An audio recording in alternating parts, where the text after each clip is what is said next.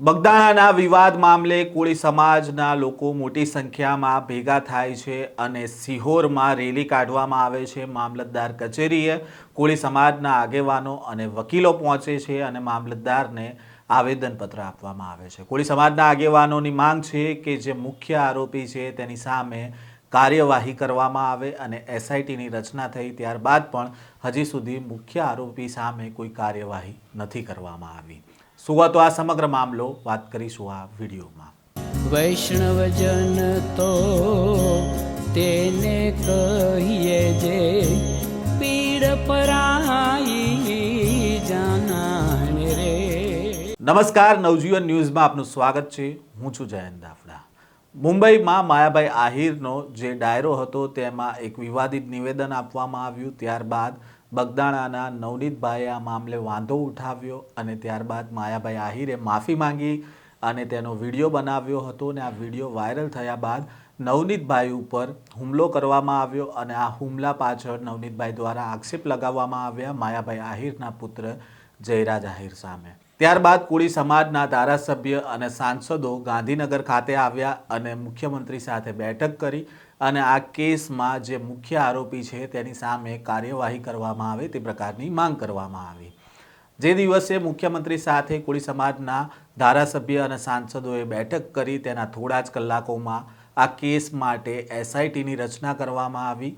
એસઆઈટીની રચના થતાં Bhavnagar range IG દ્વારા એસઆઈટીની meeting બોલાવવામાં આવી અને અત્યાર સુધી ક્યાં તપાસ પહોંચી છે તેની વિગતો મેળવવામાં આવી અને ત્યારબાદ આ જે સમગ્ર બગદાણાનો કેસ હતો તે મહુવા ટાઉન પોલીસ સ્ટેશનના પીઆઈ પાસેથી લઈને એસઆઈટીને સોંપી દેવામાં આવ્યો અને હાલ આ કેસની તપાસ એસઆઈટી કરી રહી છે। તેવામાં એસઆઈટીની રચના થયા બાદ પણ હજી સુધી મુખ્ય આરોપીનું નામ ફરિયાદમાં દાખલ નથી કરવામાં આવ્યું અને મુખ્ય આરોપી સામે કોઈ કાર્યવાહી નથી કરવામાં આવી। તેને લઈને કોળી સમાજમાં નારાજગી જોવા મળી રહી છે અને સિહોરમાં કોળી સમાજના લોકો ભેગા થાય છે, રેલી કાઢે છે અને મામલતદારને આવેદનપત્ર પાઠવે છે। પહેલા તો શું કહી રહ્યા છે કોળી સમાજના આગેવાનો તેમને સાંભળીએ।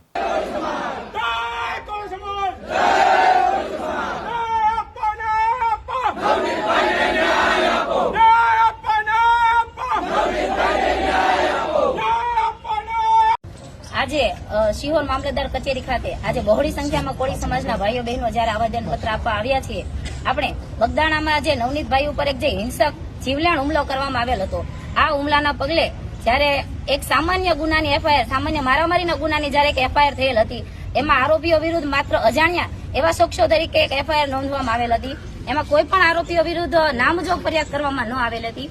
આ ઘટનાના કારણે અમારા કોળી સમાજના મુખ્ય આગેવાનો અશોકભાઈ મકવાણા, સુરેશભાઈ ચૌહાણ તથા અમારા એડવોકેટ શ્રી કિશનભાઈ મેર, આ સમગ્ર અમારી ટીમ દ્વારા આખું જે મામલાને ઉજાગર કરવામાં આવેલો, ત્યારબાદ આ મામલાની ગંભીરતાને ધ્યાનમાં લઈને અમારા મુખ્ય અખિલ ભારતીય કોળી સમાજના અધ્યક્ષ માન્ય ધારાસભ્ય શ્રી હીરાભાઈ સોલંકી દ્વારા પીડિતની મુલાકાત લઈને તેને ખાતરી આપવામાં આવેલ કે તમારા કેસમાં કોઈ પણ આરોપીઓને છોડવામાં નહીં આવે તથા તેમના આરોપીઓને કોઈ પણ જે ગંભીર ગુનામાં ગંભીર કલમોનો ઉમેરો કરવામાં આવશે અને જે પણ તપાસ અધિકારી દ્વારા જે કચાશ રાખવામાં આવશે તે અધિકારીને તાત્કાલિક ધોરણે બદલી કરવામાં આવશે અને તેમના દ્વારા બોલવામાં આવેલા તમામ શબ્દો અક્ષરશઃ ભાઈ દ્વારા પાડવામાં આવેલ છે અને તેમાં તપાસ કરનાર અધિકારીની બદલી કરવામાં આવેલી હતી। ત્યારબાદ Mahuva town PI KS Patel સાહેબની તેમાં નિમણૂક કરવામાં આવેલી, તેમના દ્વારા પણ તપાસ યોગ્ય દિશામાં ન ચાલી રહી હતી। તે બાદ માન્ય રાજ્ય સરકાર દ્વારા આપણા કોળી સમાજના 15 ધારાસભ્યો અને 3 સાંસદ સભ્યો દ્વારા જયારે ગાંધીનગરમાં કાલે મુલાકાત થઈને મુલાકાત દ્વારા સીએમ સાહેબ દ્વારા તટસ્થ તપાસની ખાતરી આપવામાં આવેલ હતી અને આ મામલાને લઈને એસઆઈટીની એક નિમણૂક કરવામાં આવેલ હતી, જેમાં અમરેલી ધારીના ડીવાયએસપી શ્રીની અધ્યક્ષતામાં એક એસઆઈટીની નિમણૂક કરવામાં આવેલ છે અને આ એસઆઈટી દ્વારા અમારી સમગ્ર કોળી સમાજ વતી અમે એક માગણી કરીએ છીએ કે આ ગંભીર ઘટનાના મુખ્ય આરોપી જે હજુ પણ બહાર ફરે છે, આ કાવતરાખોર આરોપીઓને તાત્કાલિક ધોરણે ધરપકડ કરવામાં આવે, તેમની સંડોવણી બહાર પાડવામાં આવે, સીસીટીવી તથા કોલ રેકોર્ડિંગ દરેક પ્રકારની માહિતીને જાહેર કરવામાં આવે અને આ આરોપીને તાત્કાલિક ધોરણે ધરપકડ કરવામાં આવે એવી અમારી સમગ્ર કોળી સમાજની લાગણી અને માગણી છે।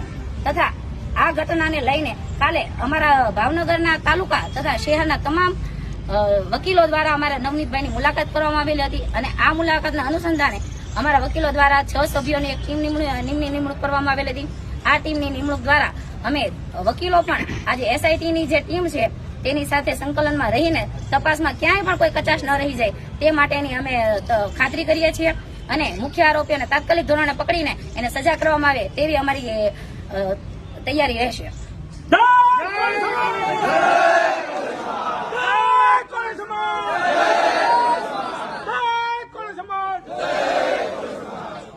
કાર્યક્રમની આભાર વિધિ ભાવનગર જિલ્લા અખિલ ભારતીય કોળી સમાજના મહામંત્રી સુરેશભાઈ ચૌહાણ કરશે અને આપ સૌનો આભાર પણ માનશે. મિત્રો, આભાર કોળી સમાજના કોઈ યુવાનનો માનવાનો થતો નથી. બધા લોકો પોતપોતાની ફરજ સમજી નિષ્ઠા સમજીને આવ્યા છે એટલે આભાર માનવાનો થતો નથી. આભાર તો હું પછી માનીશ. બાકી પહેલા હું મારી મુખ્ય વાત કરવા માંગીશ.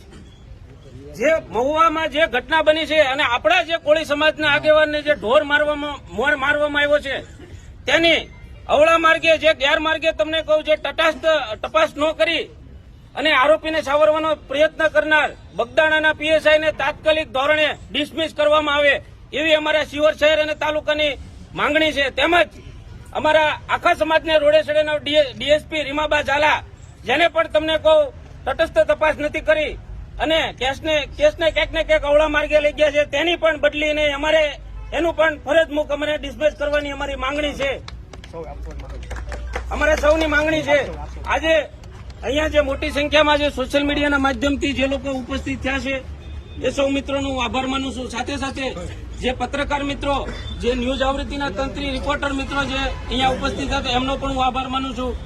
અને જ્યારે પણ સમાજની જ્યાં જરૂર પડે ત્યાં આપણે સમાજના કોઈ આગેવાન, કોઈ પણ સંગઠન, કોઈ પણ પક્ષનો કોઈ પણ પક્ષાપક્ષી રાખ્યા વગર કોઈ પણ આગેવાન એક આકલ કરે એટલે આવીને આવી સંખ્યામાં બધા લોકો ઉપસ્થિત થજો. જય જય કોળી સમાજ.